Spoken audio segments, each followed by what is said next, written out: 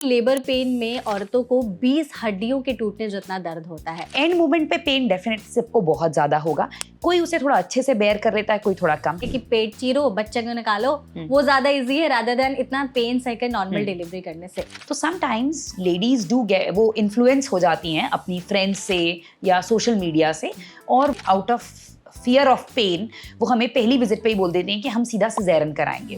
हमें मतलब जाने से पहले डिलीवरी बैग में क्या क्या चीजें रखनी चाहिए? डिलीवरी बैग में आपको सबसे इंपॉर्टेंट है बच्चे के कपड़े, रैपरॉन्स भी हो, सैडल करने के लिए भी हो, ये सब चीजें हो। कितना मतलब वेट बढ़ना इज नॉर्मल? हम कहते हैं 5 से 11 kilo during pregnancy is good enough. क्या प्रॉब्लम्स वो फेस करती हैं डिलीवरी से पहले? बॉडी एक्स, कि मतलब हिप में, पेल्विक गर्डल में इतना पेन है कि वो करवट नहीं ले पा रही हैं, या ब्रीदिंग डिफिकल्टीज, या एंजाइटी बहुत हो रही है। पहली प्रेगनेंसी थी, वो सी सेक्शन हुई, तो क्या उसके बाद चांसेस हैं कि उनकी नॉर्मल डिलीवरी हो सकती है? यस डेफिनेटली, पहले जिसका सी सेक्शन हुआ है उसकी भी नॉर्मल डिलीवरी हो सकती है। क्या सच में ऐसा होता है कि हम जो देखेंगे बच्चा वैसा ही बनेगा? फोटो लगा के अगर आप सोचते हो कि मेरा बेबी शाहरुख खान बन जाए तो वो नहीं होगा। करेक्ट। ऐसा हुआ कि आपने ट्विंस, ट्रिपलेट्स या 4-5 बच्चे डिलीवर किए हैं अपने? मैंने अब तक 4 बच्चे किए हैं अभी तक, एक 4 बार एक में? साथ, एक सिजेरियन में। कि जब भी हम ओटी पे जाते हैं डिलीवरी के टाइम पर, तो जो हस्बैंड होते हैं वो भी आते हैं। हम लेबर रूम में उनको रखते हैं, इनफैक्ट मोटिवेट करते हैं कि आप रहो, आप भी देखो कि पेशेंट किस दौर से गुजर रही है। जो लोग जाते हैं ओटी में डिलीवरी के टाइम पर, उन्हें ही हमें संभालने की जरूरत पड़ गई है। बहुत बार ऐसा होता है कि बीपी लो होने लग गया हस्बैंड का, या उसी को संभालना पड़ रहा है। पुश कर रहे होते हैं बेबी का, तो मदर का पूप भी निकल जाता है। तो प्रेशर आपको लगाना है, वो लगाना ही इस तरीके से है as if you are have to poop. Cry का भी रोल है ऐसा कि बच्चा अगर रो नहीं रहा है तो? क्राइंग इज अ साइन कि बच्चे के लंग्स में ऑक्सीजन चले गए। फिल्मों में ही देखा है यूजुअली कि उसको निकाल के उल्टा करते हैं एंड देन पैट करते हैं। वो नहीं करते आप, उल्टा नहीं किया जाता बच्चे को, that is an old practice. क्या ऐसे साइंस है जब पता चल जाता है कि हमें अब हॉस्पिटल जाना है, डिलीवरी होने वाली है? को वाटर ब्रेक हुआ है या ब्लीडिंग जैसा कुछ लगा, in that case yes, that means it's a true sign of labour. कि डिलीवरी पहले ही हो जाती है। यूरिन इन्फेक्शन बहुत कॉमन रीजन है प्रीटर्म डिलीवरी का। वेजाइनल इन्फेक्शन बहुत कॉमन रीजन है प्रीटर्म डिलीवरी का। सर उल्टा हो गया या बच्चे ने पेट में पूप कर दिया है, तो इस तरह के और क्या प्रॉब्लम्स होते हैं डिलीवरी के पहले? में बच्चे का वेट बहुत कम होता है, या बच्चा उल्टा है, ऐसे में आपको सर फंसने का डर रहता है। आना चाहिए बच्चे को नीचे, उस रास्ते में जितना डिसेंट होना चाहिए बच्चा उस तरह से नहीं आया, बच्चे की हार्ट बीट डिप करने लग गई। ऐसे केसेस में हमें बच्चे को बचाने के लिए सिजेरियन करना पड़ता है। प्रेगनेंसी महिलाओं की लाइफ का एक ऐसा स्टेज होता है जिसमें उनकी जिंदगी 360 डिग्री तक पूरी बदल जाती है। उन्हें इमोशनली, फिजिकली, मेंटली पूरी तरह से खुद को बदलते हुए देखना पड़ता है। हालांकि एक नई जिंदगी को जन्म देना अपने आप में ही एक अलग फीलिंग होती है, बट इस दौरान प्री और पोस्ट डिलीवरी केयर करना बेहद जरूरी होता है। तो इस टॉपिक पर बात करने के लिए आज हमारे साथ एनबीटी लाइफ के हेल्थ पॉडकास्ट में जुड़ी हैं डॉक्टर मंजू गुप्ता, जो कि गायनेकोलॉजिस्ट हैं और डॉक्टर ने अब तक 10,000 से ज़्यादा डिलीवरी की है। तो इस टॉपिक पर बात करने के लिए उनसे अच्छी एक्सपर्ट हमारे लिए और कोई नहीं हो सकती थी। तो डॉक्टर, आपका हमारे सेशन में बहुत बहुत स्वागत है। Thank you Megha, thank you very much. Doctor को इस फील्ड में, गायनेकोलॉजी के फील्ड में 20 साल से ज़्यादा का एक्सपीरियंस है। उन्होंने अब तक, हमने जैसा कि आपको बताया कि 10,000 से ज़्यादा डिलीवरीज करा चुकी हैं, नई ज़िंदगी को वो जन्म देने में हेल्प कर चुकी हैं। तो उनके पास हम बहुत सारे एक्सपीरियंसेस होंगे, तमाम सवाल जो आपके मन में प्री और पोस्ट डिलीवरी से रिलेटेड होंगे उसके बारे में जानने की कोशिश करेंगे। तो बिना किसी देरी के पॉडकास्ट को शुरू करते हैं। डॉक्टर, मेरा पहला सवाल आपसे ये होगा कि जब भी हम प्रेगनेंसी की बात करते हैं, सबके दिमाग में लेबर पेन ज़रूर आता है। कहा जाता है कि लेबर पेन में औरतों को 20 हड्डियों के टूटने जितना दर्द होता है। तो कई बार ऐसा क्या होता है ना कि कई लड़कियों को बिल्कुल पेन नहीं होता, उनकी जो डिलीवरी है वो एकदम आसानी से हो जाती है, और कई लड़कियों को बहुत पेन होता है। ऐसा क्यों होता है? देखो, लेबर पेन डेफिनेटली बहुत ज़्यादा, जैसे आपने बोला 20 हड्डियों के ऑलमोस्ट टूटने जितना पेन, बट पेन एक ऐसी चीज़ है जो बहुत ही इंडिविजुअलाइज्ड है। एक सुई लगने पे कोई इंसान बेहोश भी हो सकता है, और एक सुई लगने पे कोई इंसान बिल्कुल हंसते हंसते 4 सुई, खुद इनफैक्ट कुछ लोग अपने आप भी सुई लगा लेते हैं। तो इट इज़ लाइक कि लेबर पेन का भी ऐसा ही है कि कुछ लोगों का जो थ्रेशोल्ड होता है वो थ्रेशोल्ड बहुत अच्छा है, उनको पेन्स जनरली जल्दी से महसूस नहीं होते। फिर भी लेबर पेन एक ऐसा पेन है जिसमें आपको डेफिनेटली पेन होगा, बट किसी को वो पेन ज़्यादा फील होता है, किसी को थोड़ा कम। एंड मोमेंट पे पेन डेफिनेटली सबको बहुत ज़्यादा होगा, कोई उसे थोड़ा अच्छे से बेयर कर लेता है, कोई थोड़ा कम। हमारी फिजिकल एक्टिविटी, हमारी हेल्थ, हमारी डाइट, बहुत सारी चीज़ों पे भी मैटर करता है कि हमारा पेन थ्रेशोल्ड कैसा है, हम कितने मोटिवेटेड हैं नॉर्मल डिलीवरी के लिए, वजाइनल डिलीवरी के लिए, उससे भी हमारा पेन बेयर करने की शक्ति या पेन महसूस करना, ये भी उस पर बहुत ज़्यादा डिपेंड करता है। सो दिस इज़, यही रीज़न है जो हम कहते हैं कि किसी को बहुत पेन हुआ, किसी को बहुत कम पेन हुआ। आपने जैसे नॉर्मल डिलीवरी की बात की डॉक्टर, तो बीइंग अ गायनेकोलॉजिस्ट आपने इतनी डिलीवरीज कराई हैं, तो उसमें नॉर्मल डिलीवरी भी, सी सेक्शन डिलीवरी भी होती होंगी। तो ऐसा क्या हो जाता है कि किसी भी औरत के लिए नॉर्मल डिलीवरी को छोड़ करके सी सेक्शन पर जाना पड़ता है, उसके बारे में बताइए। देखिए, ऐसे बहुत सारे कारण हो सकते हैं। कुछ तो ऐसे होते हैं जिसमें शुरू से ही आपको पता है, बिगनिंग ऑफ प्रेगनेंसी से ही, कि ये सिजेरियन ही होना है। जैसे किसी के 2 सिजेरियन पहले हो चुके हैं, किसी की हाइट बहुत ही कम है, या किसी की मेडिकल कंडीशन जैसे हार्ट डिजीज़ ऐसी है जिसमें नॉर्मल डिलीवरी अलाउड ही नहीं है, या जैसे मैंने आपको बोला कि अगर मल्टीपल प्रेगनेंसीज़ हैं, 1 से ज़्यादा बच्चे हैं, 2 या 3 बच्चे अंदर हैं। कुछ केसेस ऐसे होते हैं जिसमें तो हमें क्लियर ही पता है कि सिजेरियन ही होगा शुरू से, बट कुछ केसेस ऐसे हैं जिसमें सब कुछ नॉर्मल रहता है और पेशेंट का भी यही डाउट होता है कि क्यों हमारा सब कुछ नॉर्मल होते हुए लास्ट में सिजेरियन हुआ। तो ज़्यादातर लोगों में लास्ट में ही पता लगेगा सिजेरियन होगा कि नॉर्मल होगा।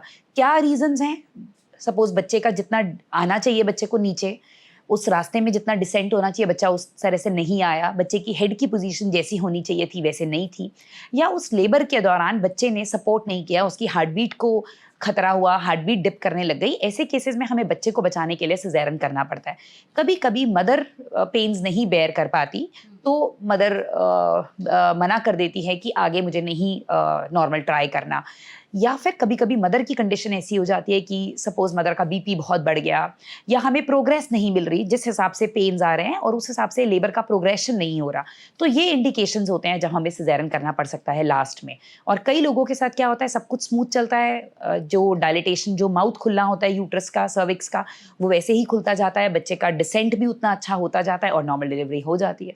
तो इसीलिए बहुत ही इंडिविजुअलाइज्ड है, ये कहना बहुत मुश्किल है कि लास्ट में कैसा होगा। राइट। आपने जैसे कहा ना कि लास्ट मिनट पर चीज़ें बदल जाती हैं, तो बहुत सारी लेडीज़ के साथ ऐसा होता है कि उनकी जो पहली प्रेगनेंसी थी वो सी सेक्शन हुई, तो क्या उसके बाद चांसेस हैं कि उनकी नॉर्मल डिलीवरी हो सकती है? Yes, definitely. पहले जिसका सी सेक्शन हुआ है उसकी भी नॉर्मल डिलीवरी हो सकती है, उसको हम वी बैक बोलते हैं, vaginal birth after caesarean. In fact हमारे हॉस्पिटल में हम वो करते भी हैं और पेशेंट्स को प्रमोट भी करते हैं, बट उसके भी कुछ क्राइटेरिया होते हैं। आपके 2 या 2 से ज़्यादा सिजेरियन हुए हैं तो आप उसके लिए कैंडिडेट नहीं हो, अब आपका तीसरा सिजेरियन ही होना चाहिए। अगर आपको लेबर पेन्स भी आ रहे हैं तब भी, बिकॉज यूट्रस पे उससे चोट पहुंचे और बच्चे को रिस्क हो, उसके बहुत चांसेस हैं।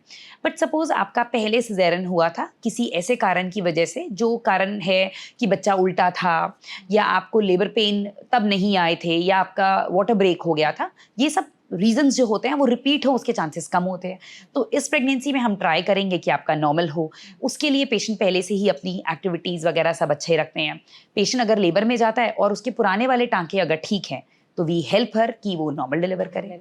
अच्छा डॉक्टर, एक और चीज़ है, कई बार जैसे हम जब अपनी दादी नानी या फिर जो पुराने ज़माने के लोग हैं उनसे बात करते हैं, तो वो कहते थे कि 10-11 बच्चों की डिलीवरी उन्होंने की और सब नॉर्मली हुआ है। आज के टाइम पर हर कोई सी सेक्शन कराना चाहता है कि उनके लिए ईजी है, वो कहते हैं कि पेट चीरो बच्चे को निकालो, वो ज़्यादा ईजी है रादर देन इतना पेन सहकर नॉर्मल डिलीवरी करने से।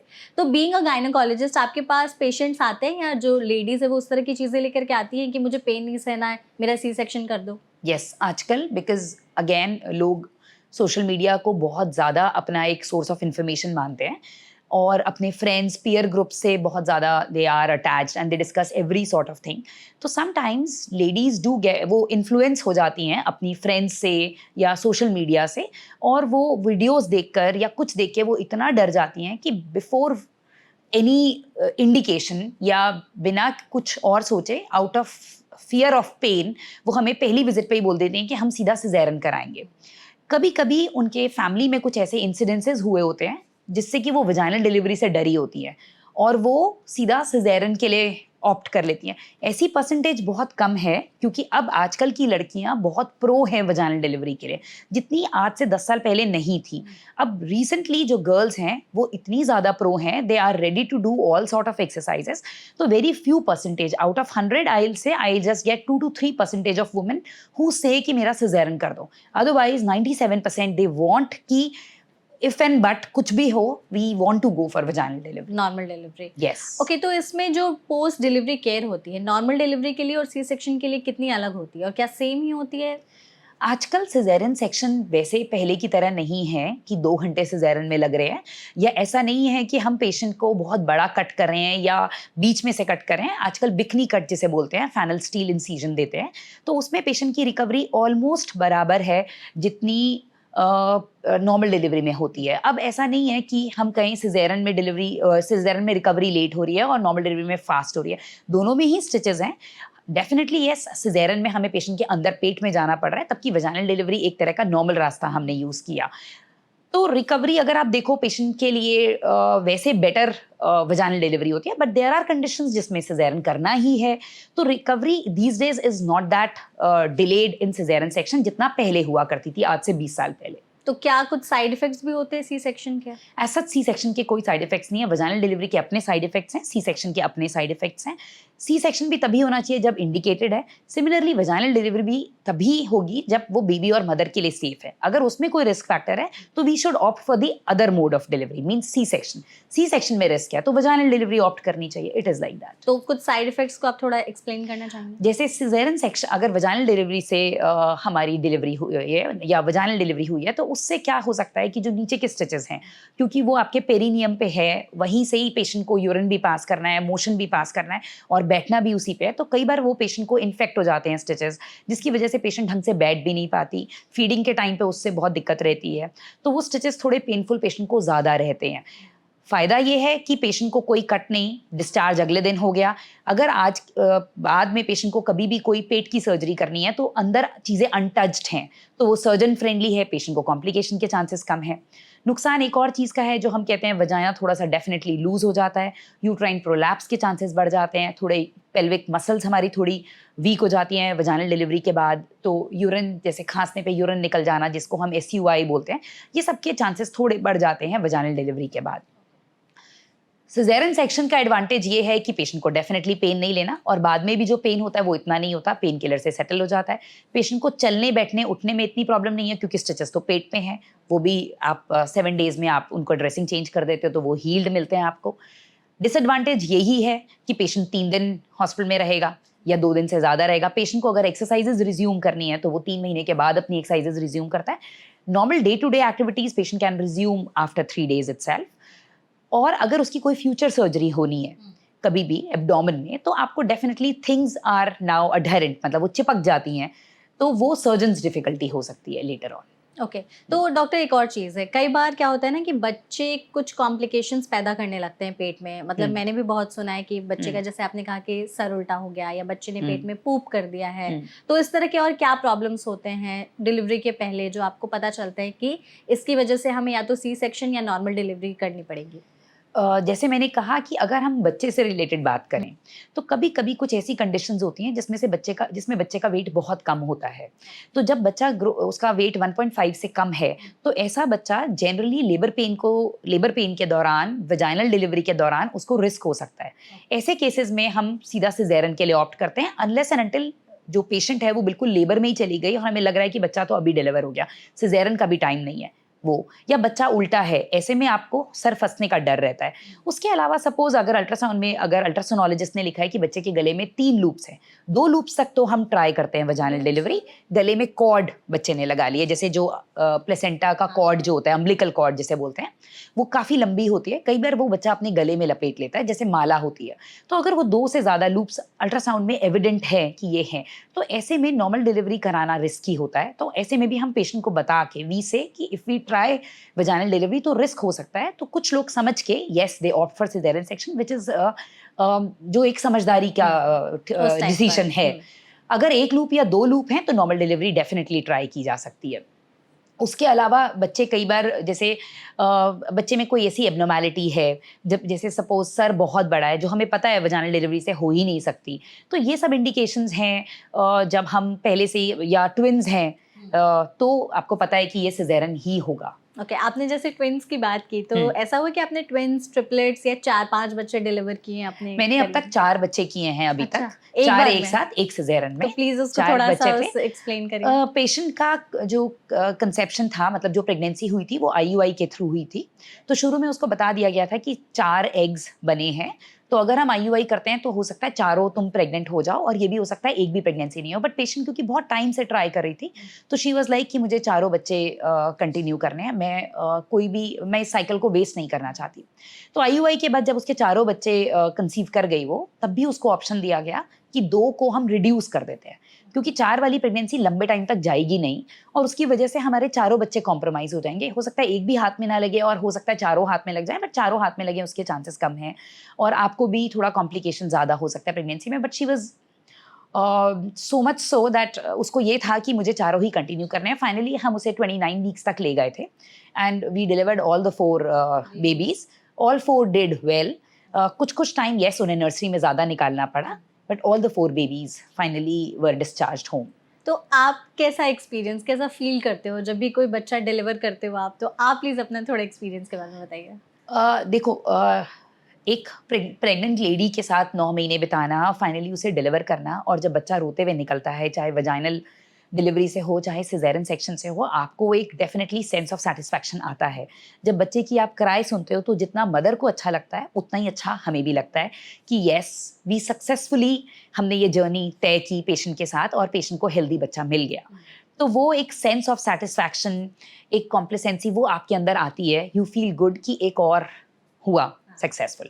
तो जितना पेशेंट खुश होती है उतना ही हम भी खुश होते हैं कि सक्सेसफुल हो गई चीज़ें। अच्छा एक और मतलब यहाँ पे ना कई बार आजकल जैसे आई थिंक ट्रेंड है, बहुत सारे लोग फॉलो भी करते हैं कि जब भी हम ओटी पे जाते हैं डिलीवरी के टाइम पर, तो जो हस्बैंड होते हैं वो भी आते हैं कि हमें भी देखना है। तो आप ऐसा कुछ करते हो कि देखिए, हस्बैंड जब वजाइनल डिलीवरी होती है हाँ। तब पेशेंट को बहुत पेन बेयर करना है, और पेशेंट को मोटिवेशन बहुत चाहिए। शी वांट्स कि मेरे साथ मेरा लाइफ पार्टनर या मेरी मदर या मेरी sister, whosoever she is comfortable with, वो रहे, मेरा हाथ पकड़ के रखे या मुझे मोटिवेट करते रहे। और कभी कभी हमें भी लगता है कि पेशेंट कंफर्टेबल ज़्यादा होगी अगर कोई फैमिली मेम्बर हो। तो अगर पेशेंट विलिंग होती है तो हम डेफिनेटली उसके हस्बैंड को या हूसोएवर फैमिली मेम्बर वो चाहती है रहे, हम लेबर रूम में उनको रखते हैं। इनफैक्ट मोटिवेट करते हैं कि आप रहो, आप भी देखो कि पेशेंट किस दौर से गुजर रही है, और उसको मोटिवेट कीजिए जिससे कि वो नॉर्मल डिलीवरी करवा पाए, पुश करें। सिजेरियन में हम जनरली प्रमोट नहीं करते किसी भी फैमिली मेंबर का अंदर रहना, because caesarean is somehow in OT there is a decorum of the OT which is to be maintain. But बहुत ही स्पेशल रिक्वेस्ट पे कुछ पेशेंट्स ऐसे होते हैं जिनमें थोड़ा एंग्जाइटी का इशू बहुत ज़्यादा है, या हस्बैंड रियली वांट्स एंड उसको बस ये है कि एट एनी कॉस्ट उसको रहना है ओटी में। तो though we don't promote it much, but yes, few cases में we have allowed husband even in OT also. अच्छा ऐसा कुछ हुआ है कि जो लोग जाते हैं ओटी में डिलीवरी के टाइम पर उन्हें ही हमें संभालने की जरूरत पड़ गई डेफिनेटली है? ये एक रीजन होता है हाँ। कि वजाइनल डिलीवरी में तो फिर भी हम इतना पेशेंट हस्बैंड देखता नहीं है, वो उस एंड पे खड़ा हो जाता है, और ब्लड लॉस भी इतना ज़्यादा नहीं है, और पेशेंट को पुश कराने में ही हस्बैंड बिजी हो जाता है। तो इसलिए उसमें हम ज़्यादा प्रॉब्लम्स नहीं देखते। बट सिजेरियन सेक्शन में because there is a blood open है, और कभी कभी हस्बैंड को अगर दिख जाए तो हमें डर लगता है कि वो उसको कहीं वेजो वेगल होके वो ना गिर जाए। तो हम इसीलिए येस, बहुत बार ऐसा होता है कि बीपी लो होने लग गया हस्बैंड का, या उसी को संभालना पड़ रहा है, तो इसीलिए हम कोशिश करते हैं, यही रीज़न है हमारा डीमोटिवेट करने का, कि आप ओटी में मत रहिए। लेकिन आई थिंक नॉर्मल डिलीवरीज के टाइम पर होना चाहिए हस्बैंड्स को, नॉर्मल डिलीवरी के उन्हें टाइम्स भी पे देखे हस्बैंड रहना। होना भी चाहिए, हस्बैंड रहते भी हैं। आउट ऑफ 100 आइल से 1 और 2 हस्बैंड के साथ ऐसा होता है कि मैं नहीं देख पाऊंगा, ही स्टार्ट्स क्राइंग, तो हमें उसको बाहर भेजना पड़ता है कि तुम पहले बाहर रुको। अदरवाइज ज्यादातर husbands these days they are very good. कुछ जैसे मैंने आपको बताया 1-2% में वो साफ मना कर देते हैं कि मैं बिल्कुल बाहर रहूंगा, मुझसे नहीं देखा जाएगा। अच्छा जैसे हम लोग डिलीवरी की बात कर रहे थे, तो प्री डिलीवरी केयर पर आते हैं।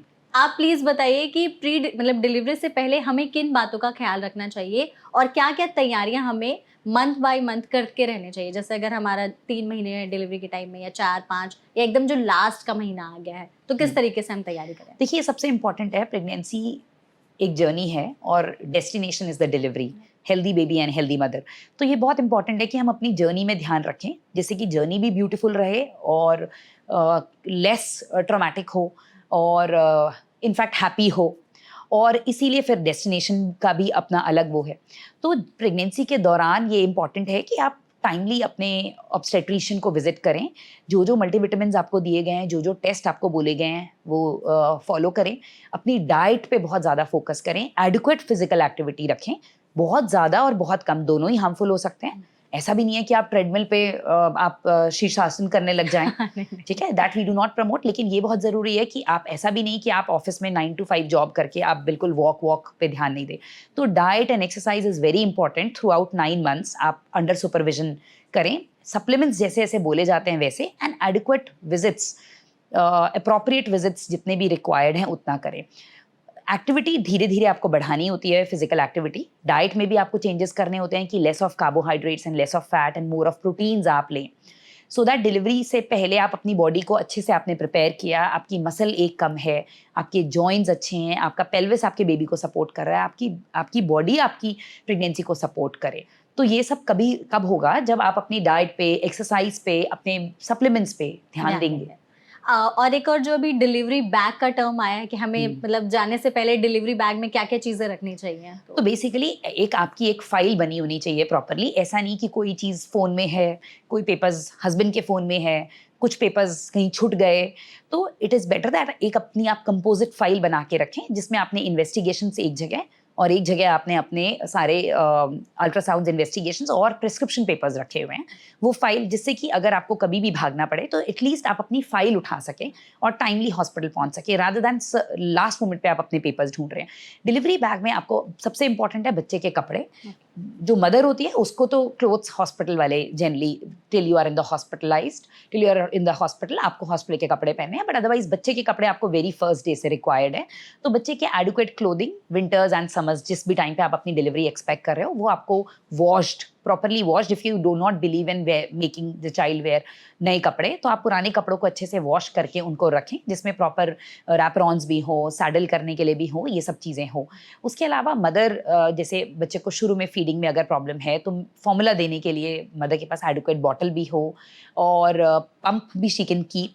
अदरवाइज अपने सैनिटरी नैपकिन्स, अपनी मैटरनिटी पैंटीज़, ये सब, और निप केयर क्रीम्स, ये सब रख सकती है। बट मोस्ट इंपॉर्टेंट इज कि बेबी क्लोथिंग उसमें एडिक्वेट होनी चाहिए और मदर को अपनी फाइल पूरी रखनी चाहिए। डॉक्टर यहाँ पर ना, जैसे हम डिलीवरी की बात करते हैं तो आफ्टर डिलीवरी बहुत सारी लेडीज़ जैसे बहुत ज़्यादा ब्लीडिंग से भी गुजरती हैं कि उस टाइम तक, क्योंकि 9 महीने तो पीरियड्स बंद ही हैं हमारे, एंड देन उनकी ब्लीडिंग काफ़ी हैवी हो जाती है। तो कई बार लड़कियों के लिए ना वो देखना और फेस करना बहुत ही ज़्यादा चैलेंजिंग हो जाता है। तो ऐसा क्यों होता है और इस प्रोसेस को थोड़ा आप एक्सप्लेन करिए। देखिए, normally uterus is like a muscular bag, जैसे आपने बलून देखा होगा, तो उसमें 1 किलो का बच्चा भी रहता है, 2 किलो का भी, और कभी कभी 5 किलो का भी। किसी के ट्विन्स हैं या ट्रिपलेट्स हैं तो मैंने आपको बताया 6-6 किलो का लोड भी वो यूट्रस होता है। तो वो यूट्रस जब धीरे धीरे छोटा होता है, अपनी शेप में वापस आता है, तो वो ब्लीडिंग से धीरे धीरे छोटा हो जाता है।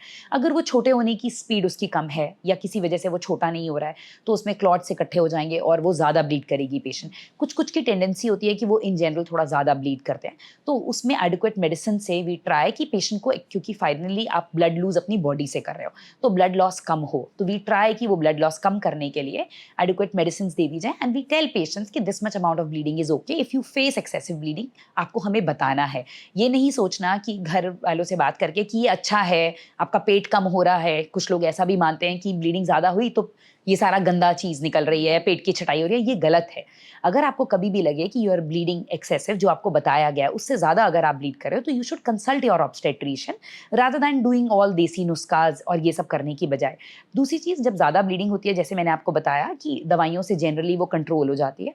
किस में ज़्यादा ब्लीडिंग होगी, जैसे ट्विन्स हैं उनमें ज़्यादा होगी, जो लेडी बहुत देर तक लेबर में रही है उसको ज़्यादा ब्लीडिंग होगी, या अगर आपकी पहले कोई हिस्ट्री रह चुकी है, या ऑलरेडी आपके अंदर खून थोड़ा कम है, जिसको खून की कमी है, या थायराइड है, या आपका बीपी हाई है, उन केसेस में ब्लीडिंग हम थोड़ा ज़्यादा एक्सपेक्ट करते हैं, तो हम भी थोड़ा ज़्यादा विजिलेंट रहते हैं। बट उसके अलावा अगर आपको ब्लीडिंग ज़्यादा हो रही है, तो जब भी पेशेंट को ब्लीडिंग ज़्यादा होती है तो वी इवैल्यूएट कि कितनी ब्लीडिंग ज़्यादा है और अकॉर्डिंगली उसकी दवाई दे दी जाती है। जनरली कितने दिन के बाद ब्लीडिंग होती है? After ब्लीडिंग जब delivery? आपकी डिलीवरी हो जाती है उसके बाद से ब्लीडिंग स्टार्ट हो जाती है, और वो ब्लीडिंग कई लोगों को हफ्ता भी रहती है, लेकिन 6 वीक्स तक ऑफ एंड ऑन ब्लीडिंग चल सकती है। लेकिन वो ब्लीडिंग ऐसा नहीं होता कि 6 हफ्ते तक आपको 4-4 या 5-5 पैड्स यूज़ करने पड़ रहे हैं। शुरू के 15 दिन हम कहते हैं ब्लीडिंग डेफिनेटली थोड़ी ज़्यादा होगी, और उसके बाद धीरे-धीरे वो कम होती चली जाएगी। तो आपको हमेशा ये समझाना है पेशेंट को, और ये समझना है एज़ अ लेडी ऑल्सो, कि ब्लीडिंग का अपना एक लेवल है। उस लेवल तक तो ठीक है, लेकिन अगर आपको कभी भी लगे ज़्यादा है तो you always have to approach rather than thinking कि हमें बोला गया था 6 हफ्ते तक होगी तो हम 6 हफ्ते तक ब्लीड ही करते रहेंगे, ऐसा नहीं होता। और इस टाइम पर क्या सैनिटरी नैपकिन्स के साइज भी चेंज हो जाते हैं? आजकल मैटरनिटी पैंट्स आती हैं, मैटरनिटी पैंटीज आती हैं, और सैनिटरी नैपकिन्स भी मैटरनिटी पैड्स आते हैं, which are much bigger and much comfortable for जो लेडी के लिए काफ़ी कंफर्टेबल है आफ्टर डिलीवरी। तो उसको वो रूटीन के सैनिटरी पैड्स नहीं पहनने होते, because they not be able to hold, वो इतना होल्ड ही नहीं कर पाएंगे उसका ब्लड लॉस। तो वो मैटरनिटी पैंटीज जो हैं वो उसके लिए बहुत कंफर्टेबल है, बिकॉज दे आर डिस्पोजेबल, तो उसको वो वॉशिंग का चक्कर नहीं है। मोरओवर उनकी कैपेसिटी बहुत अच्छी होती है होल्ड करने की।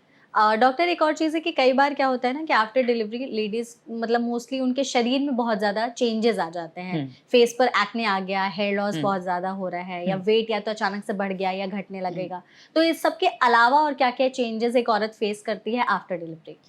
देखो, आफ्टर डिलीवरी सबसे ज़्यादा इंपॉर्टेंट चेंजेस ये हैं कि बहुत सारे लोगों को पोस्टमार्टम डिप्रेशन जैसा होता है। तो this is the most common thing which we see in our ladies, in our women after birth. कईयों को थोड़ा ज़्यादा, कईयों को थोड़ा कम, कईयों को बिल्कुल भी नहीं, बट ज़्यादातर लोगों को होता ही है। कुछ दे आर उनका फैमिली सपोर्ट इस तरह से होता है कि वो इसको ओवरकम कर जाती हैं। कभी कभी इतना ज़्यादा हो जाता है कि ओवरकम नहीं कर पाती, साइकियाट्रिस्ट की हेल्प लेनी पड़ती है।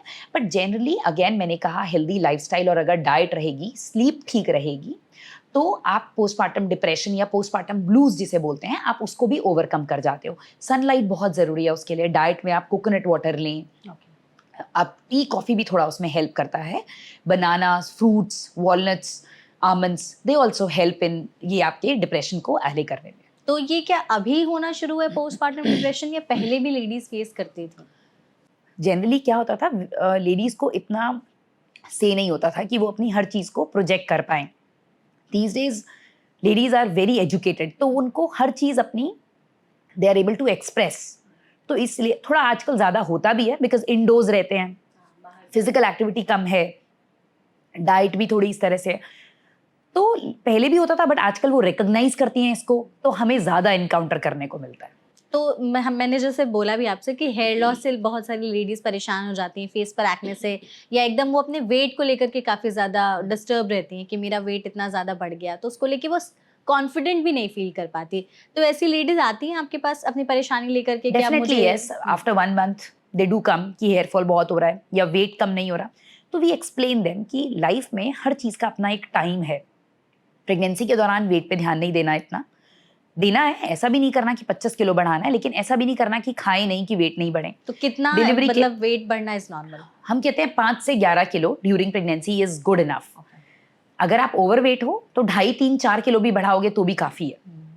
लेकिन ज़्यादातर लोग 20-25 किलो बढ़ा लेते हैं, और कुछ लोग सिर्फ 2-2.5 किलो ही बढ़ाते हैं। अगर बेबी की वेट एडिक्वेट गेन कर रहा है बच्चा, और अगर मदर को डायबिटीज़ नहीं है, तो जनरली हमें वेट से इतना इशू नहीं होता, अनलेस अनटिल आप बिल्कुल ओवरवेट हो जाओ। सिमिलरली पोस्ट डिलीवरी उनको ये समझाया जाता है कि this time your diet is very important, your breast feeding is important. आप अपनी स्लीप का ध्यान रखिए, वो इंपॉर्टेंट है। Physical activity and your weight loss journey will begin again after few months, जब आप ब्रेस्ट फीडिंग के को थोड़ा सा आप वीन ऑफ करना शुरू कर देंगे, या जब आप एक्सरसाइज करने लग जाएंगे। और जिस रैपिडिटी से आपने वेट गेन किया है, आप उसी रैपिडिटी से लूज भी कर सकते हैं adequate diet and health lifestyle के साथ। उस टाइम पे ये इंपॉर्टेंट है उनको समझाना कि अभी इस पे फोकस नहीं करें। मतलब ये जितने भी चेंजेस है ये सिर्फ प्रेगनेंसी के टाइम के ही जनरली ऐसा नहीं होता कि ये चेंजेस रह ही जाएं। काफ़ी सारे लोग जब जिनको पता होता है, एडिक्वेट एक्सरसाइज करते हैं, डाइट करते हैं, they are able to get back to their pre pregnancy weight. Okay, लेकिन फिर भी लेडीज काफ़ी ज़्यादा अंडर कॉन्फिडेंट हो जाती हैं इस चीज़ को लेकर के। डेफिनेटली यस, बहुत ज़्यादा आइडेंटिटी क्राइसिस होता है, उनको बहुत ज़्यादा ये सिम्टम्स होते हैं। But yes, with the adequate help of their obstetrician and peer groups and family support, they're able to overcome that. Doctor, आपने ब्रेस्ट फीडिंग की भी बात की, तो इस टॉपिक पर भी आते हैं, क्योंकि कई लेडीज़ को आफ्टर प्रेगनेंसी मतलब आफ्टर डिलीवरी ब्रेस्ट फीडिंग में काफ़ी दिक्कतें आती हैं, और कई लोगों का स्मूथ चलता है।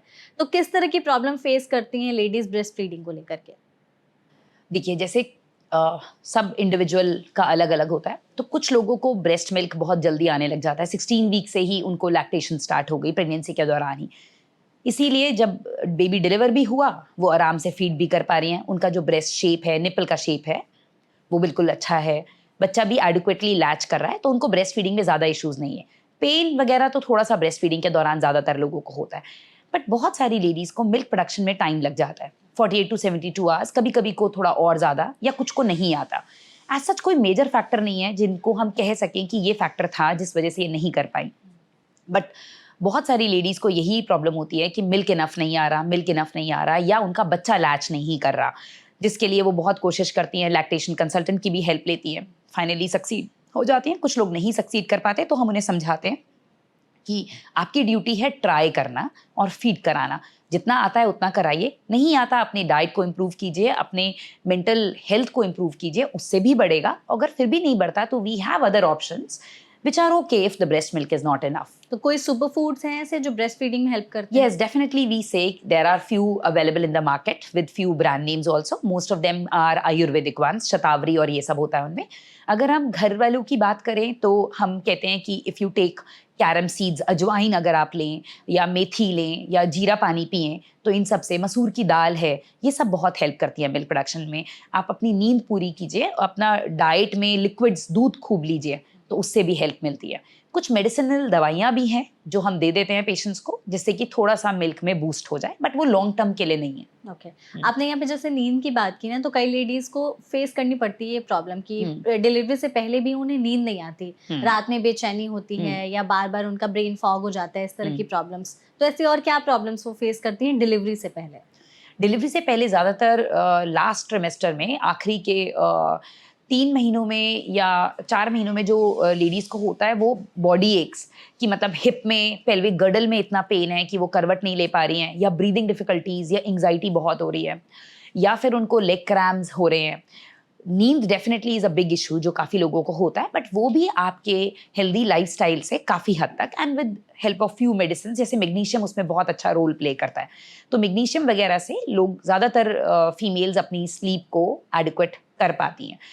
डिलीवरी के बाद भी अगेन, क्योंकि बेबी है, अब आपको बेबी के लिए बार बार जागना है, तो उसमें हम ये कहते हैं कि आपको अपनी जो रिदम है, जो अपनी साइकिल है, वो बेबी के अकॉर्डिंग एडजस्ट करनी है। शुरू के 3 मंथ्स, 3 मंथ्स के बाद बच्चे की अपनी साइकिल बन जाती है। 3 मंथ्स तक आप तब सो जब बेबी सो रहा है। आपको ऐसे नहीं सोचना कि बेबी दिन में भी जाग रहा है, रात में भी जाग रहा है, तो आप सारा time, because that will impact your emotional health and mental health, और मिल्क प्रोडक्शन डेफिनेटली कम हो जाएगा। तो इट इज़ इंपॉर्टेंट कि आप बेबी के साथ अपनी स्लीप को कैचअप कीजिए। आपने जैसे बोला कि डिलीवरी से पहले बहुत सारी चेंजेस होते हैं, तो एक बेबी किक्स वाली भी चीजें होती है कि बेबी किक करता है, तो क्या उससे पेन होता है बहुत ज्यादा, कि या दैट इज नॉर्मल? ज़्यादातर बेबी मूवमेंट से पेन नहीं होता। बेबी मूवमेंट ज़्यादातर लेडीज़ को 20 वीक्स के बाद, 18 से 20 हफ्ते के बाद फील होती हैं। किसी को 24-25 हफ्ते तक भी नहीं होती, और किसी को 18 पे भी हो जाती हैं।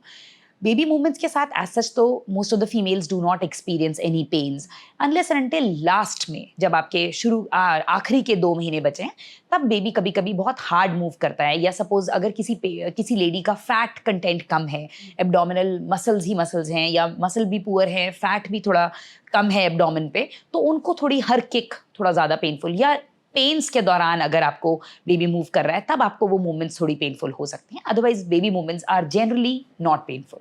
Okay, so now coming to the most interesting question, जो पूरी प्रेगनेंसी की जर्नी में लोगों का सबसे ज़्यादा सवाल ये रहता है कि क्या सच में ऐसा होता है कि हम जो देखेंगे बच्चा वैसा ही बनेगा, या हम जो करेंगे, जिस इन्वायरमेंट में हम रहेंगे, तो बच्चे पर उसका ज़्यादा असर पड़ता है? तो उसको एक्सप्लेन देखिए, if you talk about the looks, तो ऐसा बिल्कुल नहीं है कि आप जो देखोगे कि बच्चे की शक्ल वैसी हो जाएगी। बच्चा अपना genetic and phenotypic makeup already बन चुका है, जो आपकी और आपके पार्टनर की जीन से आता है। तो बेबी की लुक्स, बेबी के हेयर कलर, बेबी का आई कलर, बेबी की हाइट, और बेबी के ये सब कुछ चेंज नहीं होने वाला, आप कुछ भी देखिए। बट येस, डेफिनेटली मदर की वाइब्स बच्चे तक जाती हैं। अगर मदर एक ऐसी प्रोफेशन में है जिसमें शी इज़ वेरी स्ट्रेसफुल, तो that will definitely affect babies nature, babies growth. Baby की ग्रोथ, अगर कोई सारा टाइम अपने ऑफिस में पिस्ड ऑफ है, she is crying through out, या उसको टाइम नहीं मिल रहा खाने का, बैठने का, और she is running pillar to post, तो डेफिनेटली देखा जाता है टाइम से पहले डिलीवरी हो जाती है, बच्चे की ग्रोथ भी कम रहती है एडिक्वेट खाना पीना खाने के बाद भी। और बच्चे में अगर मदर सारा टाइम क्राइंग, तो बच्चे का नेचर भी समहाउ वैसा ही हो जाता है। अब मदर बहुत स्ट्रेस से गुजरी है ड्यूरिंग प्रेगनेंसी, तो कहीं ना कहीं बच्चे के नेचर में भी ऐसी चीज़ें आ जाती हैं। इसीलिए एक गर्भ संस्कार करके भी होता है। हम कहते हैं कि अच्छा सोचो, अच्छा खाओ, अच्छा ये सब करो, तो बच्चे में भी वैसी ही स्पिरिचुअल वैल्यूज भी आएंगी, मूड भी बच्चे का वैसे ही होगा। तो ये सब चीज़ें डेफिनेटली मैटर करती हैं if we talk about the vibes of the mother और nature of the baby. But looks wise yes, definitely आप फोटो लगा के अगर आप सोचते हो कि मेरा बेबी शाहरुख खान बन जाए तो वो नहीं होगा। करेक्ट। अच्छा, ट्रैवल कर सकते हैं? Travel again is a very common question जो हम भी फेस करते हैं अपनी लेडीज से। ट्रैवल देखो जितना ज़रूरी है, अनअवॉइडेबल है, सिर्फ उतना ही करें तो बेटर है। बिकॉज आप जहाँ ट्रैवल करके जा रहे हैं, छोटा travel 1 hour 2 hour is okay, you are in the city. But if you are travelling out of the city, अगर कोई कॉम्प्लिकेशन हो जो कि किसी को भी हो सकती है, तो आप it is difficult for you to find the doctor there. फिर आप कैसे लोकेट करोगे? कुछ कुछ प्रेगनेंसीज में ट्रैवल बिल्कुल एब्सोल्युटली अवॉइडेड होता है। जैसे अगर आपकी अवनलाल नीचे है, प्लेसेंटा इज लो, आपको प्रीटर्म का खतरा है, ट्विन्स हैं, आपका बीपी हाई है, ग्रोथ कम है, तो इन केसेस में तो हम बिल्कुल एब्सोल्युटली अवॉइड करने को बोलते हैं। बट कुछ केसेस होते हैं जिनमें आप वर्क प्रेशर है, आपको जाना ही है, it will take a toll on your job, तो हम कहते हैं you can travel by train, you can travel by flight, that's the best mode, या ऑन रोड आप ट्रैवल कर सकते हैं। ओके, तो आपके हिसाब से फिर बेस्ट मोड जो, अगर इन तीनों में से रोड, ट्रेन या अगर आपका शॉर्ट ट्रैवल है जस्ट फॉर एन आवर और 2 और 4 hours, तो हम कहते हैं car is the best mode. अगर आपका लंबा ट्रैवल है तो ट्रेन नहीं, आप लंबे ट्रैवल के लिए go by flight, air is the better mode option आपके Yes. हिसाब से। डॉक्टर, एक और मतलब जब भी प्रेगनेंसी की बात होती है ना, तो एक चीज़ मैंने बहुत ज़्यादा देखी है, इनफैक्ट मैंने बहुत सारे केसेस सुने भी हैं कि 9 महीने की प्रेगनेंसी उनकी बहुत ज़्यादा पेनफुल रही है। कई लेडीज़ को होता है कि उन्हें पैर ऊपर करके ही रखने को बोल दिया जाता है कि आपका जो बच्चा है वो नीचे ही नहीं आ पा रहा है। तो इस तरह के क्या और चैलेंजेस हो जाते हैं? देखिए, प्रेगनेंसी एक 9 मंथ की जर्नी में सबकी अलग है। राइट। और एक ही लेडी में अगर 3 प्रेगनेंसीज हुई हैं तो वो तीनों भी बिल्कुल अलग हो सकती हैं। बिल्कुल अलग मतलब बिल्कुल अलग। तो मल्टीपल चैलेंजेस हो सकते हैं शुरू से लेके डिलीवरी तक, जो 9 मंथ्स की जर्नी को बहुत पेनफुल या बहुत हैप्पी बना सकता है। बहुत पेनफुल हो जाता है, फॉर एग्जाम्पल आप पहले दिन से ही आप ब्लीड चले जा रहा है आपका, आपकी सर्विक्स, आपका यूट्रस का माउथ खुल गया है, आपको बोला गया है कि आप ब्लीडिंग नॉर्मल नहीं है ना, bleeding is not a good sign in pregnancy. तो अगर ब्लीडिंग हो गई है तो आप एट रिस्क ऑफ अबॉर्शन हो, at risk of preterm delivery हो, तो आपको ज़्यादा रेस्ट के लिए बोला जाएगा, आपको ज़्यादा दवाइयाँ दी जाएंगी, आप ऑब्वियसली अपनी डे टू डे एक्टिविटीज़ नहीं कैरी कर पाओगे। कुछ लोगों का यूट्रस का माउथ बहुत जल्दी खुल जाता है, इन दैट केस ऑल्सो आपको हमेशा रेस्ट के लिए बोल दिया जाएगा। कुछ लोगों की प्रेगनेंसीज थोड़ी लेट एज में होती है, लेट एज में प्रेगनेंसीज हुई हैं तो आपको हार्ट का इशू, आपको बीपी का इशू, आपको शुगर का इशू ज़्यादा आने के चांसेस हैं। कई लोगों को मल्टीपल प्रेगनेंसीज हैं, मतलब 2 बच्चे हैं अंदर या 3 बच्चे हैं अंदर, तो डेफिनेटली आपको ब्रीदिंग डिफिकल्टी ज़्यादा है, आपके हार्ट पे लोड ज़्यादा है, तो आप बाकी लेडीज़ की तरह अपनी प्रेगनेंसी कम इंजॉय कर पाते हो। तो ये सब चैलेंजेस होते हैं जो आपकी जर्नी को, 9 मंथ्स की जर्नी को जितनी स्मूथ हो सकती थी वो होने से रोकते हैं। अच्छा, एक चीज़ और होती है कि कई बार लेडीज़ जो होती हैं वो बहुत ज़्यादा वेट गेन कर लेती हैं, लेकिन उनका बच्चा एकदम अंडरवेट पैदा होता है। और कई बार ऐसा होता है कि इसका वाइस वर्सा, कि लेडीज़ अंडरवेट हो गई हैं और बच्चा एकदम हेल्दी हुआ है। ऐसा क्यों होता है? जनरली आपकी डाइट कैसी है उस पर बहुत डिपेंड करता है। अगर आप अपनी डाइट्स में सिर्फ कार्बोहाइड्रेट्स एंड फैट ले रहे हो, या आपकी बॉडी में किसी कारण से बहुत ज़्यादा वाटर रिटेंशन हो रहा है, तो आप डेफिनेटली अपना तो वेट गेन करते ही रहोगे, बट आपकी डाइट में प्रोटीन बहुत कम है, आप बहुत खा रहे हो बट प्रोटीन नहीं खा रहे हो, और किसी कारण से आपके यूट्रस को ब्लड सप्लाई भी थोड़ी कम मिलती है, तो डेफिनेटली आप 25 किलो गेन कर लोगे लेकिन बच्चा 2.5 किलो का निकलेगा। विज विस अगर आपकी डाइट में सिर्फ प्रोटीन्स हैं और आपका एक जेनेटिक पोटेंशियल भी होता है, आपका जेनेटिक पोटेंशियल भी ऐसा है कि आपके फैमिली में गुड साइज बेबीज डिलीवर होते हैं, तो आप भले ही पूरी प्रेगनेंसी में सिर्फ 2 किलो गेन करो लेकिन आपका बच्चा बहुत हेल्दी वेट होगा, क्योंकि आपने एक तो डाइट में प्रोटीन कंटेंट ज़्यादा लिया, मोरओवर एक आपका जेनेटिक पोटेंशियल ऐसा था और यूट्रस में कोई ऐसी इशू नहीं थी कि बच्चे को ब्लड नहीं मिले। तो ऐसा नहीं होता हमने जो खाया वो डायरेक्ट बेबी को मिल जाएगा, उसके मल्टीपल फैक्टर्स भी हैं कि आप क्या खा रहे हो और बच्चे को एक्चुअली में कितना मिल रहा है, वो डिपेंड करेगा आपके यूट्रस की हेल्थ से, आपके प्लेसेंटा की हेल्थ से और आपके जेनेटिक पोटेंशियल से। ओवरऑल डाइट का बहुत ज़्यादा रोल है। Definitely yes.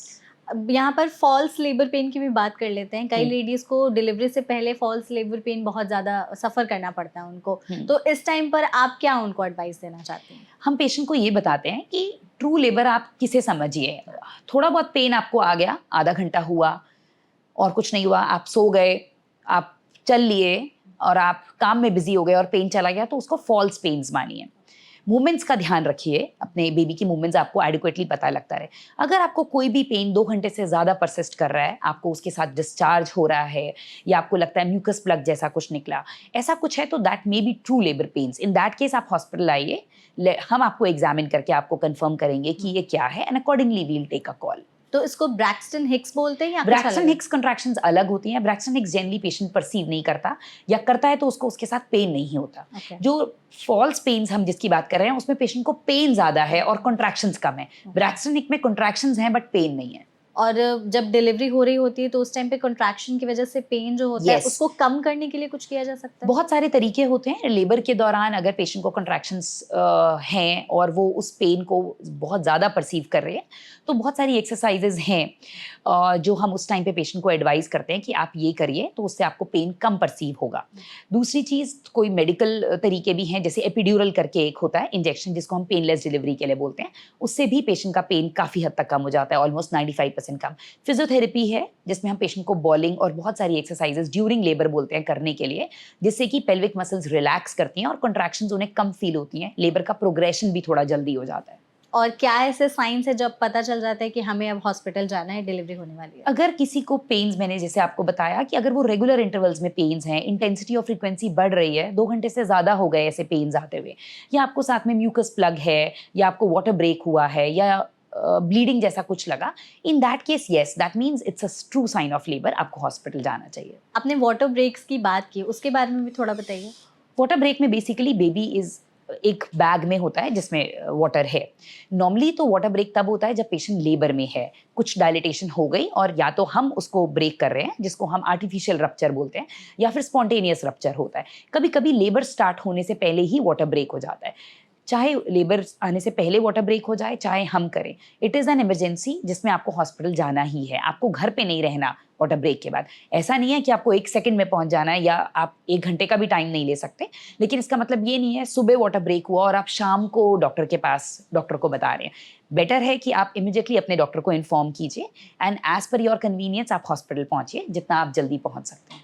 अच्छा डॉक्टर, आजकल ना इंस्टाग्राम पे एक आध दो रील्स काफ़ी ज़्यादा वायरल होती है जिसमें जो लेडी प्रेग्नेंट होती है ना, तो हस्बैंड आता है और उनके जो पेट का वेट होता है उसको थोड़ी देर के लिए वो उठा लेते हैं एंड शी फील रिलैक्स्ड, और फिर थोड़ी देर के बाद छोड़ देते हैं। तो ये करना सही है या नहीं है? देखो, आप बहुत ज़्यादा बेबी का वेट, वो सिर्फ एक just a trend of Instagram, आप ऐसे बेबी के वेट को लिफ्ट नहीं कर सकते। बहुत बार प्रेगनेंसी में क्या होता है, या इनफैक्ट ज़्यादातर प्रेगनेंसी में क्या होता है, लेटर टाइम्स में आपका बेली का वेट इतना ज़्यादा होता है कि आपको वो पेल्विक प्रेशर और वो दे रहा है, प्रेशर डालता है। तो आपके लिफ्ट करने से वो नहीं होगा। हम जनरली बोलते हैं ऐसे में पेशेंट को कि वो पेल्विक सपोर्ट बेल्ट पहन सकती हैं प्रेगनेंसी के दौरान, और हाई वेस्ट मैटरनिटीज़ पहन सकती हैं, हाई वेस्ट पैंटीज़ पहन सकते हैं जिनको मैटरनिटी पैंटीज़ भी बोलते हैं, जो थोड़ा वेट लिफ्ट करें। हस्बैंड का वो टमी को लिफ्ट करना is a more of sine that yes he is so helpful that he is carrying the baby with you. इसको हम इस तरीके से लें तो ज़्यादा बेनिफिशियल है, that he is so concerned physically also about patients, about his wives health. वो चीज़ इसको इस तरह से हम अगर प्रोजेक्ट करें तो दैट इज़ बेटर।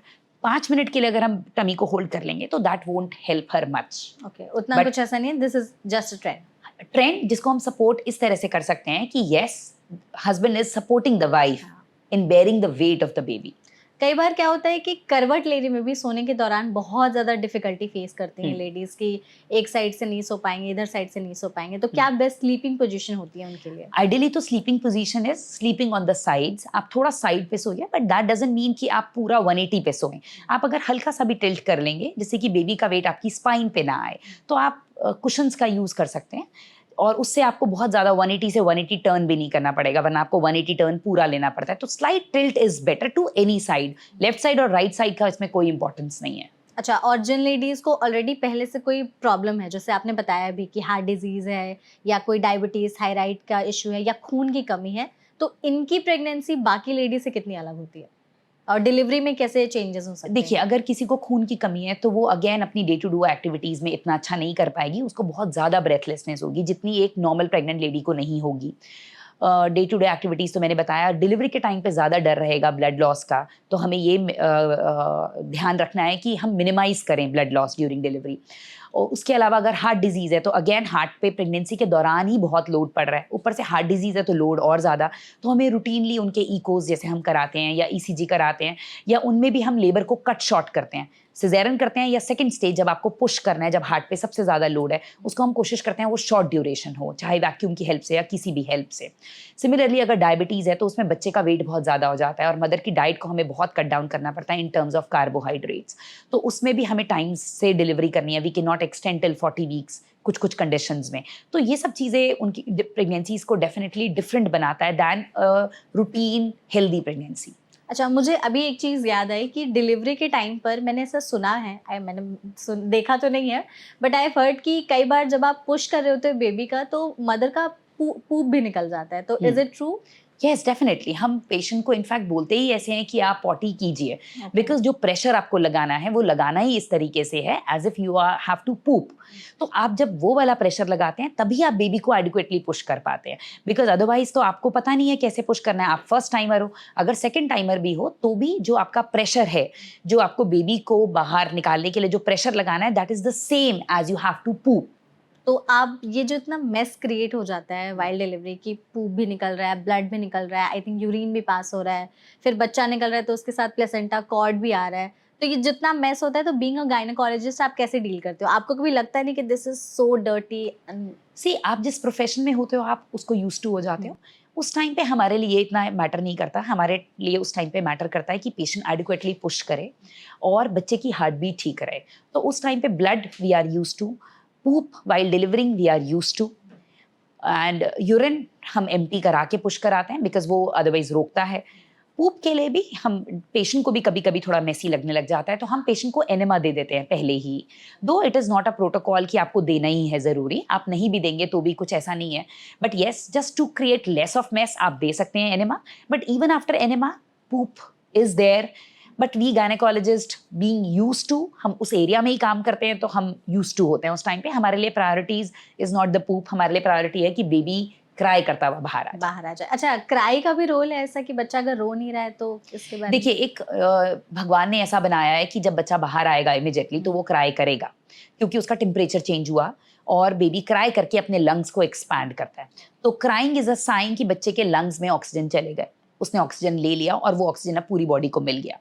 नहीं क्राई कर रहा लेकिन बच्चा पिंक है, ब्रीथ कर रहा है तो भी ठीक है, लेकिन ज़्यादातर बच्चे क्राई करके ही ब्रीथ करते हैं पहला। तो अगर बच्चा क्राई करते हुए आ रहा है तो हम ऑब्स्टेट्रिशियन भी, मदर भी, सारे लोग ठीक रहते हैं कि बच्चा हेल्दी। अगर बच्चा क्राई नहीं करता है तो फिर हमारे पास मेजर्स होते हैं जिससे कि बच्चे को ऑक्सीजन मिल जाए और कोई प्रॉब्लम नहीं है। अच्छा, और जब बच्चे को निकालते हैं तो मैंने ऐसे फिल्मों में ही देखा है यूजुअली कि उसको निकाल के उल्टा करते हैं एंड देन पैट करते वो हैं। नहीं करते आप, उल्टा नहीं किया जाता बच्चे को, ठीक है। That is an old practice. These days हम बच्चे को उल्टा नहीं करते, हम बच्चे को निकाल के बच्चे को मदर को दे देते हैं स्किन टू स्किन के लिए। जनरली बच्चा रो रहा होता है तो हमें कुछ पैट वैट करने की जरूरत नहीं है, लेकिन अगर बच्चा नहीं रोता तो स्टिमुलेट किया जाता है। तो patting is a kind of stimulation जो हम रबिंग करके, बैक की रब करके, हेड को ड्राई करके भी स्टिमुलस दे सकते हैं बच्चे को, या टोस पे कई बार हम टिक करके भी बच्चे को स्टिमुलस देते हैं। ओके, और जो फर्स्ट टाइम मदर होती हैं, जैसा आपने बताया भी कि इतना ज़्यादा मेस और डर्ट आपको तो आदत है, लेकिन जो फर्स्ट टाइम मदर हैं उन्हें आदत नहीं होती है, तो उनके लिए थोड़ी कुछ एडवाइस? मदर्स को जनरली नहीं पता होता तो वो होल्ड बैक कर रही होती हैं अपनी पूप को, they are not doing it, तबकि हम उन्हें बार बार यही समझा रहे होते हैं कि आपको यही करना है, but they are so, because first timer है तो वो इतनी एंग्शियस हो जाती है कि नहीं नहीं निकल रहा है निकल रहा है। तो वी टेल देम कि this is part of the delivery, you don't have to think about it. इस टाइम पे you just have to think that you have to poop as hard as you can. So most of them are able to understand, otherwise we are there to help her out and we tell them that this is part and parcel of vaginal delivery, ऐसा होता ही है, इसमें आपको कुछ ashamed feel करने की या abnormal feel करने की जरूरत नहीं है। डॉक्टर, एक और यहाँ पर बात करते हैं प्री मेच्योर डिलीवरी के बारे में। अक्सर हो जाता है कि डिलीवरी पहले ही हो जाती है या कई बार डिलीवरी बहुत लेट भी होती है, ऐसा क्यों होता है और इस टाइम पर लेडीज क्या अपने में चेंजेस लाए और किस बात का ध्यान रखें? देखिए, कुछ कंडीशंस हैं जिसमें प्रीटर्म डिलीवरी या तो हो जाती है या करनी पड़ती है। हो जाती है ज़्यादातर वजाइनल इन्फेक्शन हुआ, यूरिन इन्फेक्शन हुआ, वाटर ब्रेक हो गया 7th मंथ में, 8th मंथ में, या सपोज IVF प्रेगनेंसी थी, यूट्रस ने होल्ड नहीं किया ठीक से, तो मल्टीपल रीजंस हो सकते हैं जिसकी वजह से प्रीटर्म डिलीवरी हो जाती है। एक बार प्रीटर्म डिलीवरी हो जाती है तो अगली बार भी चांसेस डेफिनेटली उसके ज़्यादा रहते हैं, तो हम ज़्यादा केयरफुल हो जाते हैं। पहली बार में तो आपको पता नहीं होता कि हो जाएगी अनलेस अनटिल कोई ऑब्वियस रीजंस हो। और जो लेट डिलीवरी होती है, अगर कोई पेशेंट अपना रूटीन फॉलोअप्स पे आ रही है तो जनरली डिलीवरी लेट नहीं होती. वी डू नॉट लेट कि हम उसको उसकी डेट को क्रॉस करने के 1 हफ्ते 2 हफ्ते तक बैठे रहें. इंडिया में जनरली ये प्रोटोकॉल नहीं फॉलो किया जाता. जो आपको डेट दी जाती है डिलीवरी की, उससे आप 1-2 दिन तो वेट कर सकते हो, बट नॉट बियॉन्ड. ओके. तो आपने जैसे कहा ना कि उस टाइम पे यूरिन इन्फेक्शन और वजाइनल इन्फेक्शन का खतरा ज़्यादा रहता है या हो जाती है प्रॉब्लम, इससे बचने के लिए क्या करें? अगर आप एडिक्वेट वाटर इनटेक रखेंगे और हेल्दी प्रैक्टिसेस भी हाइजीन मेंटेन करेंगे तो यूरिन इन्फेक्शन और वजाइनल इन्फेक्शन कम होगा. और अगर आपको होता है तो आपको अपने डॉक्टर को बताना है, उसको निग्लेक्ट नहीं करना, क्योंकि यूरिन इन्फेक्शन बहुत कॉमन रीज़न है प्रीटर्म डिलीवरी का. वजाइनल इन्फेक्शन बहुत कॉमन रीज़न है प्रीटर्म डिलीवरी का. तो अज्यूम करने की बजाय चीज़ें, talk to your doctor so that they can tell you कि इफ दिस इज बॉदरसम और नॉट.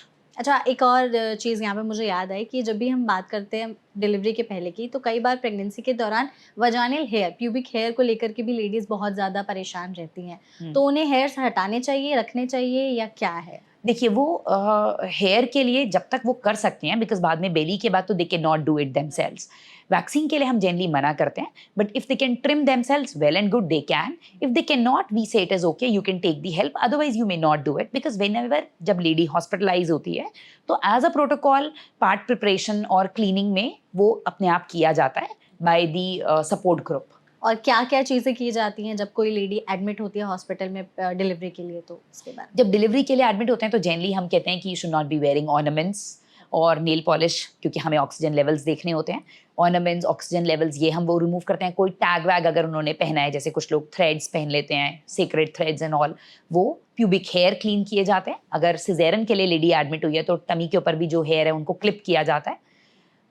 उसके अलावा नॉर्मल डिलीवरी में हम एनेमा देना प्रेफर करते हैं. एनेमा दिया जाता है और बेबी की हार्ट बीट एक बार सुन के तब आगे प्रोसीड किया जाता है. ठीक है डॉक्टर, लास्ट मेरा इस पॉडकास्ट का आपसे सवाल होगा कि हमने लेडीज़ की जर्नी की बहुत ज़्यादा बात कर ली, बीच में हमने हस्बैंड की भी बात की थी, तो पार्टनर के लिए आप कुछ टिप्स दीजिए कि वाइल प्रेगनेंसी, डिलीवरी के पहले और डिलीवरी के बाद में वो कैसे केयर करे और कितना सपोर्ट करे अपनी वाइफ को, अपने पार्टनर को, ताकि उस चीज़ से हील करने में उनको आसानी हो. देखिए, पार्टनर का बहुत ही मेजर रोल है during pregnancy, before pregnancy and after delivery also. During pregnancy it is important कि पार्टनर एकम्पनी करे अपनी वाइफ को as a parent. Both of them are about to get become parents. तो वो विजिट में आए और मदर के जो चैलेंजेस हैं उनके बारे में उन पे ध्यान दे. मदर की डाइट पे इक्वली पार्टिसिपेट करें. अगर मदर को एक्सरसाइज के लिए बोला गया है तो वो भी साथ में योगा करे या वॉक पे जाए, वॉक में लेके जाए, अपनी वाइफ को मोटिवेट करे एक्सरसाइज के लिए. बहुत ज़्यादा advices from husbands are not appreciated और from anybody is not appreciated. तो rather than just giving advices, try to follow the same protocol which a lady is following. जैसा लेडी को करना है, डाइट में अपने ऐसे चेंजेस करे. जो सपोज अगर हम हेल्दी प्रोटीन डाइट के लिए मदर को बोल रहे हैं, तो जो फादर है, जो हस्बैंड है, वो भी अगर ऐसी ही डाइट फॉलो करेगा तो उससे लेडी डेफिनेटली मोटिवेट होगी. उसकी प्रॉब्लम्स को अंडरस्टैंड करें. अगर उसको स्लीपिंग डिफिकल्टी है तो he should also be awake with her, make her understand, walk with her. इन सब चीज़ों से वो हेल्प कर सकते हैं. दूसरी चीज़, डिलीवरी के दौरान येस उसको मोटिवेट करें. If she is going for vaginal delivery, if she is going for caesarean section, again motivate करें कि I am there with you. Delivery के बाद rather than joining back the office, getting back to work as a normal life, वो नहीं करें. उस time पे lady को सबसे ज़्यादा हस्बैंड की ज़रूरत है. तो बेबी को की स्लीप साइकिल में वो भी हेल्प करें, फीडिंग में हेल्प करें, अगेन विजिट्स में हेल्प करें. तो उससे लेडी का जो कॉन्फिडेंस है और जो कॉन्शियस है वो थोड़ी बेटर रहती है. पोस्टमार्टम डिप्रेशन कम होते हैं. तो हस्बैंड का रोल हर टाइम पे है, बहुत ही इंपॉर्टेंट रोल.